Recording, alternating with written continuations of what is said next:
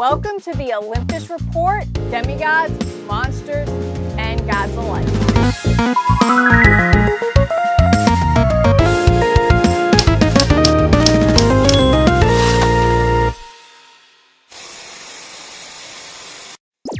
The final countdown has begun.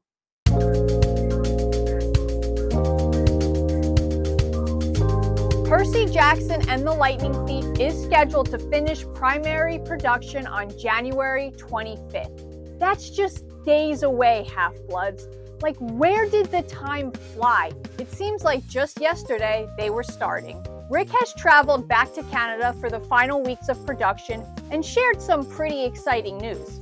I just watched some dailies with Percy standing in the water ready to fight, and our hero, Walker Scobell, does an amazing job.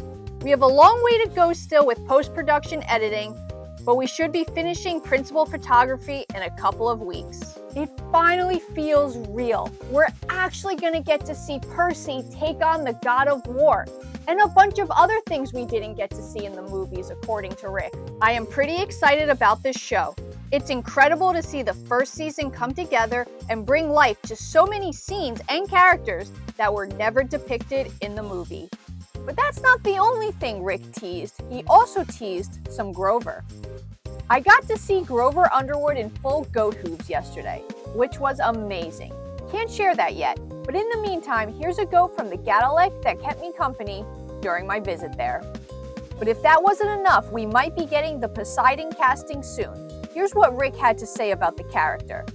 Just watched Poseidon deliver an iconic line from the Lightning Thief novel, and I got chills. That's all I can say for now, but wow, so good. What line do you think it is, Half-Bloods? And I have a feeling it's going to be incredible and jaw-dropping. I mean, just look at this video of Walker. You said, what the hell is this shit? Reaching for the cover, turning up your deck. Who's blowing your cassette? Color me for suspect. Tears what I am, terrorism's what I... Wow, what talent.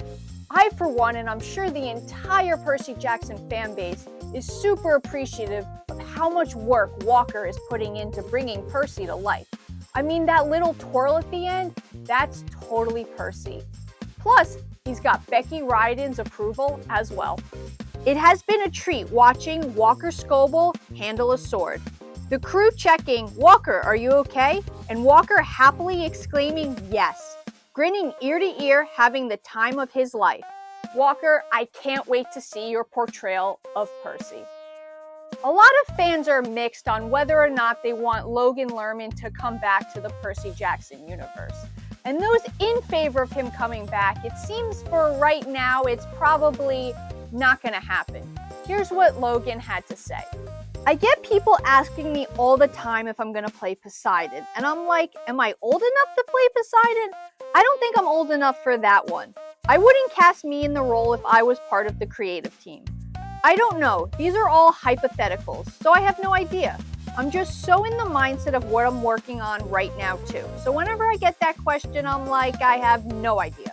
There are so many things I just don't know about the project. But what I do know is that Rick Riordan is doing it. And that's pretty cool for the fans of the Percy Jackson series. I'm excited for those fans to get that version of the story told and see what they do with this. Even if he's not in it, at least the show has his approval. And honestly, that's enough for me. I am just bursting with excitement. I cannot wait for the next trailer so we can just see a little bit more of this universe. But until next week, that's all the news I have for you. So until then, I'm signing off. And please always remember, Half-Bloods, to stay safe.